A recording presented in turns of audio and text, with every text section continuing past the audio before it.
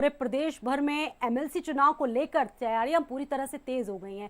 9 अप्रैल को एमएलसी चुनाव के लिए वोटिंग होनी है और 12 अप्रैल को नतीजे आने हैं। मुकाबला काफी दिलचस्प है, जिसके लिए अलग अलग जिले से पोलिंग पार्टियों को रवाना कर दिया गया है। ये तस्वीरें हम आपको आपके टीवी स्क्रीन पर दिखा रहे हैं। ये 4 तस्वीरें बिजनौर, गाजियाबाद, प्रयागराज और वाराणसी की है, जहां पर प्रशासन की तैयारियां देखने को मिली। ये तस्वीरें बिजनौर, गाजियाबाद, प्रयागराज और वाराणसी की है। आपको बता दें कि एमएलसी चुनाव के लिए पोलिंग पार्टियां रवाना कर दी गई हैं। 27 सीटों के लिए कल 9 अप्रैल को वोटिंग होनी है। 12 अप्रैल को चुनाव के नतीजे आएंगे। तो बेहद दिलचस्प ये मुकाबला नजर आ रहा है, जिसमें अब तक बीजेपी के 9 प्रत्याशियों को तो निर्विरोध चुन लिया गया है। इसके अलावा कई सीटों पर त्रिकोणीय मुकाबला है। तो एमएलसी चुनाव की 27 सीटों के लिए मतदान होने हैं। मतदान के लिए पोलिंग पार्टियों को रवाना कर दिया गया है। कड़ी सुरक्षा के बीच पोलिंग पार्टियां रवाना हो गई हैं।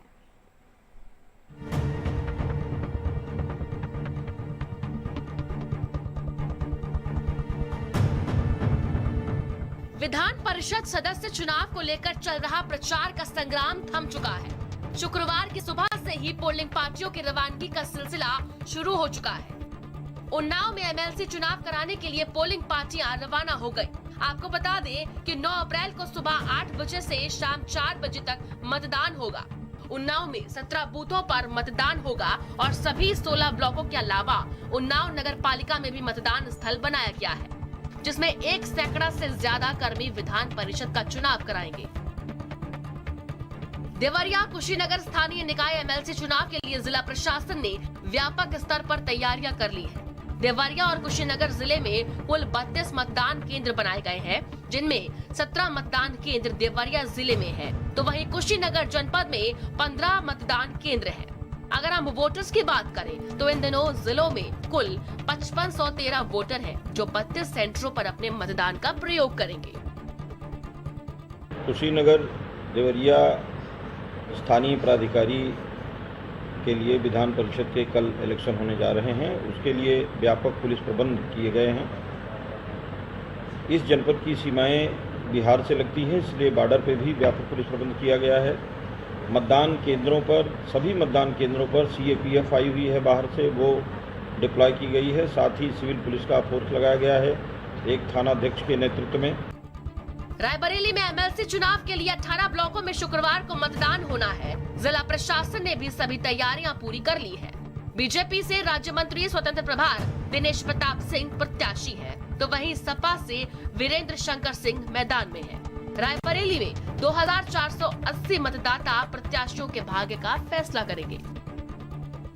एमएलसी चुनाव का कल मतदान होना है। हम रायबरेली के गोरा बाजार स्थित ITI कॉलेज में मौजूद हैं, जहां पर पोलिंग पार्टियां रवाना की जा रही हैं। आप देख सकते हैं तस्वीरें आप जो है ITI गोरा बाजार की। आपको ये भी बता दें कि एमएलसी चुनाव में जो है 4 प्रत्याशी चुनावी मैदान में, जिसमें से अगर बात की जाए तो भारतीय जनता पार्टी से दिनेश प्रताप सिंह, वही समाजवादी पार्टी से वीरेंद्र शंकर सिंह और 2 निर्दलीय प्रत्याशी मैदान, जिसमें से एक निर्दलीय प्रत्याशी ने बीजेपी प्रत्याशी को समर्थन भी कर दिया है।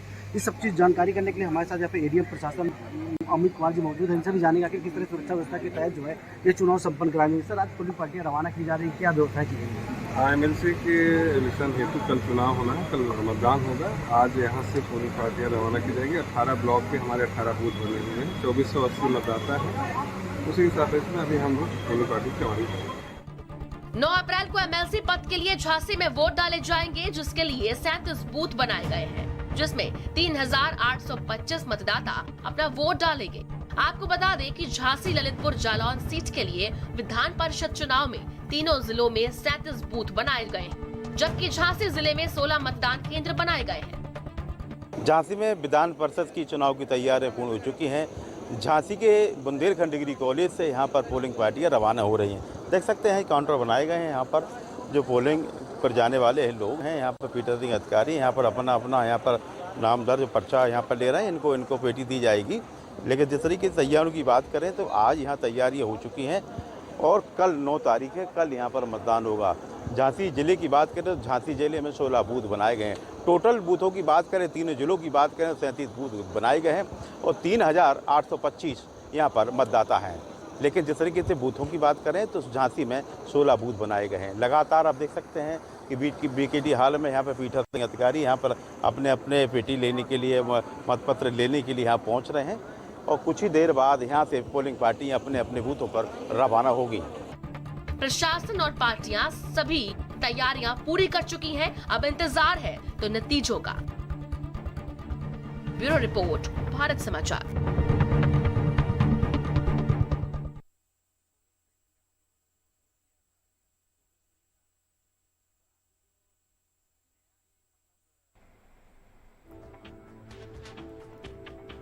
उसके बाद अब विधान परिषद चुनाव की जंग अब तेज दिख रही है।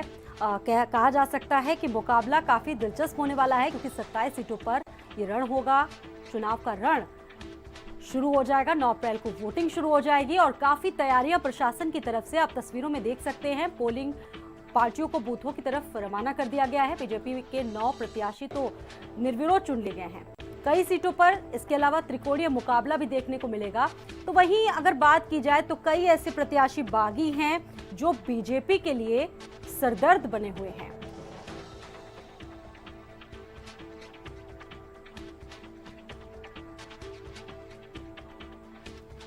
पोलिंग पार्टियों को रवाना कर दिया गया है और जो जंग है वो काफी दिलचस्प हो गई है। एमएलसी चुनाव का रण है, कल वोटिंग होनी है, कई सीटों पर त्रिकोणीय मुकाबला है। और आपको बता दें कि जिस तरीके से प्रदेश भर में विधानसभा चुनाव आयोजित कराया गया और अब विधान परिषद चुनाव आयोजित कराने, और हमारे तमाम सहयोगी इस वक्त इस खबर पर ज्यादा अपडेट के साथ हमारे साथ जुड़ गए। और सबसे पहले गोरखपुर से हमारे सहयोगी विकास हमारे साथ मौजूद है। विकास, अगर गोरखपुर की बात करें तो योगी आदित्यनाथ का इलाका है, क्या कुछ तैयारियां नजर आ रही?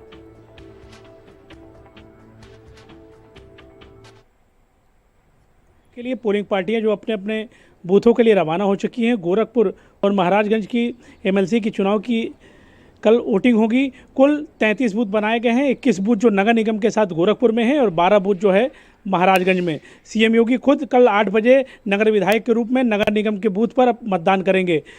54,500 से अधिक मतदाता अपने मत का प्रस्तुत करेंगे। 5,494 जो मतदाता हैं वो अपने मत का प्रयोग करेंगे और सुरक्षा के चौकस व्यवस्था है। मुख्य लड़ाई सपा और भाजपा में है। जो भाजपा के उम्मीदवार हैं इससे पहले वो सपा में थे और एन चुनाव से पहले वो भाजपा में आ गए हैं, तो लड़ाई काफ़ी दिलचस्प होने वाली है। कल 8 से और 4 बजे शाम तक जो है मत होंगे और सीएम योगी सुबह 8 बजे नगर निगम के बूथ पे पहुंचेंगे और अपने मत का प्रयोग करेंगे। विकास, अगर समीकरणों की बात करें, क्योंकि हमने विधानसभा चुनाव में देखा कितना अलग है ये गणित, क्या कुछ समीकरण है बीजेपी और सपा के बीच यहाँ पर? जी आपको बता दें कि ये जो चुनाव होता है आमतौर पे माना जाता है कि सत्ता का चुनाव होता है। जो जिस पार्टी की सरकार रहती है उसको एडवांटेज रहता है। सीपी चंद यहाँ से भाजपा के उम्मीदवार हैं। पिछली बार ये सपा से यहाँ से जीते थे और ठीक विधानसभा चुनाव से पहले वो समाजवादी पार्टी को छोड़ के भाजपा में आ गए हैं। इस पर भाजपा से उम्मीदवार हैं और सपा से पूर्व जिला अध्यक्ष रजीश यादव इस वक्त मैदान में है। लेकिन लड़ाई की बात की जाए तो अभी जो भारतीय जनता पार्टी थोड़ी एज में है, लेकिन चुनाव है, जब तक 12 तारीख को अंतिम मत नहीं गिन लिया जाएगा ये कहना मुश्किल है कौन किस पे जीतेगा या कौन हारेगा। लेकिन कुल मिलाकर कहा जाएगा 5450 से अधिक मतदाता सीएम योगी सहित कल अपने मत का प्रयोग करेंगे। अभिषेक इस वक्त हमारे साथ राजधानी लखनऊ से मौजूद है। अभिषेक, अगर राजधानी की बात करें तो क्या कुछ तस्वीरें, क्योंकि परिषद में बहुमत चाहिए और तैयारियां पूरी तरह से बीजेपी की और सपा की अगर बात करें तो क्या कुछ दिख रही हैं? लखनऊ और उन्नाव का ये इलेक्शन है स्थानीय प्राधिकार का। यहाँ पे बीजेपी और समाजवादी पार्टी का आमने सामने की लड़ाई है। बीजेपी ने रामचंद्र प्रधान को टिकट दिया है, जबकि समाजवादी पार्टी ने सुनील सिंह यादव, सुनील साजन जिनको कहते हैं, उनको टिकट दिया है। तो ये एक दिलचस्प मुकाबला जरूर होगा। लखनऊ एक हॉट सीट है, सबकी नजरें यहाँ पे हैं, सारे वीवीआईपीज यहाँ पे हैं, बड़े मतदाताओं की संख्या यहाँ पे है, तो ऐसे में सबकी नजरें यहाँ पर टिकी हुई हैं। पूरी तैयारियां हो चुकी हैं, पोलिंग पार्टीज जा चुकी हैं, मतदान केंद्र बनाए गए हैं उन्नाव में और इसके अलावा लखनऊ में। सुबह 8 बजे से मतदान ये शुरू हो जाएगा, शाम 4 बजे तक ये चलेगा और उसके बाद 12 तारीख को वोटों की गिनती होगी। तब ये पता चलेगा कि किसने किस पर भरोसा कायम रखा है। हालांकि ये इनडायरेक्ट इलेक्शंस हैं, माना जाता है कि सत्ता का प्रभाव इस पे होता है। लखनऊ राजधानी है, राजधानी का भी प्रभाव है यहाँ पे, तो ऐसे में बीजेपी बहुत कॉन्फिडेंट है इस सीट को जीतते हुए। बिल्कुल जाहिर सी बात है अभिषेक, बीजेपी की सत्ता है, सीएम योगी आदित्यनाथ भी काफ़ी तैयारियां उन्होंने की। कई ऐसे मंत्री हैं जिनको चुनाव में लगाया गया। सपा की तरफ से अगर हम बात करें तो कोई ऐसा खास नज़ारा देखने को नहीं मिला, किसी भी ऐसे व्यक्ति को नहीं उतारा जो कैंपेनिंग का हिस्सा बने। अभिषेक देखिए, इनडायरेक्ट इलेक्शंस हैं, इसमें बीडीसी, डीडीसी, इसके अलावा स्थानीय निकायों के जो वार्ड मेंबर्स हैं वो इसके वोटर होते हैं, विधायक जो चुने हुए विधायक होते हैं वो इसके वोटर होते हैं। तो ऐसे में समाजवादी पार्टी जो कि अभी हाल में ही विधानसभा चुनाव में हार करके वो आई है, जाहिर तौर पर जहाँ सत्ता का प्रभाव होता है, तो ऐसे में जो समाजवादी पार्टी ने है, समाजवादी पार्टी का बहुत ज़्यादा इंटरेस्ट भी नहीं दिखा। हालांकि 27 सीटों पर चुनाव होता हुआ दिखाई दे रहा है। बिल्कुल अभिषेक, और अभिषेक आप भी हमारे साथ बने रहिएगा। और अभिषेक हमारे साथ मौजूद हैं, रोहित हमारे साथ, हमारे सहयोगी रायबरेली से जुड़ चुके हैं। रोहित, अगर रायबरेली की बात करें तो रायबरेली की क्या तस्वीरें हैं, कितनी तैयारियां तेज दिख रही हैं?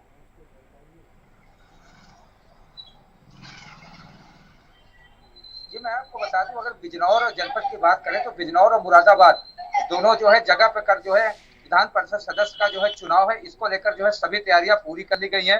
साथ ही साथ सभी पोलिंग पार्टी को रवाना कर दिया गया है। अगर सुरक्षा व्यवस्था की बात करें तो कल होने वाले विधान परिषद सदस्य के चुनाव में भारी संख्या में पैरामिलिट्री फोर्स को और साथ ही साथ स्थानीय पुलिस को लगाया गया है। बिजनौर जिले में जो है 12 मतदान केंद्रों और 12 बूथों पर जो है जो एमएलसी है और साथ ही साथ एमपी हैं और साथ ही साथ जो है प्रधान और बीडीसी सदस्य सहित ब्लॉक सदस्य सहित अन्य मतदाता पहुंचेंगे और यहाँ पर वोट करेंगे।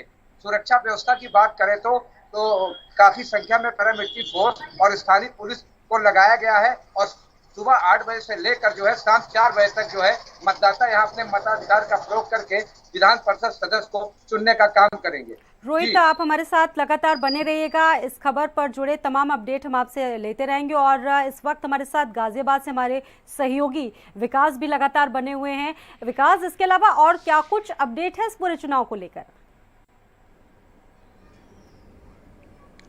जी, आपको बता दें कि जो गोरखपुर और महाराजगंज की सीट है, ये काफ़ी हॉट सीट इसलिए मानी जाती है क्योंकि सीएम योगी का घर है और सीएम योगी वोट देने खुद गोरखपुर थोड़ी देर पहुंचने वाले हैं, इसलिए इस चुनाव का काफ़ी महत्व है।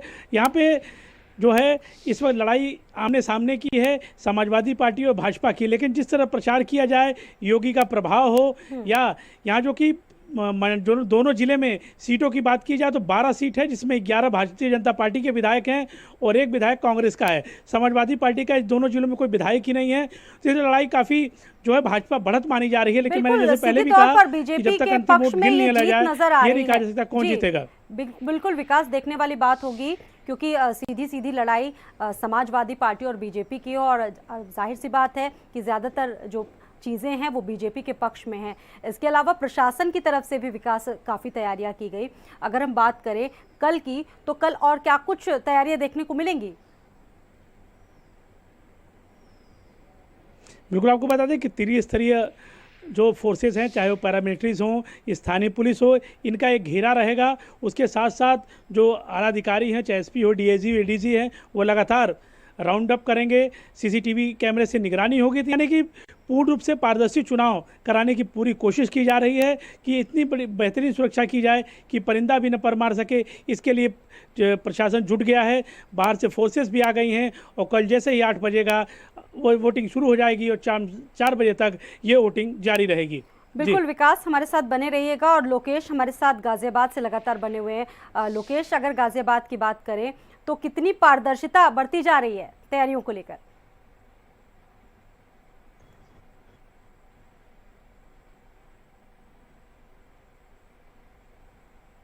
लोकेश, आपको आवाज मिल रही है?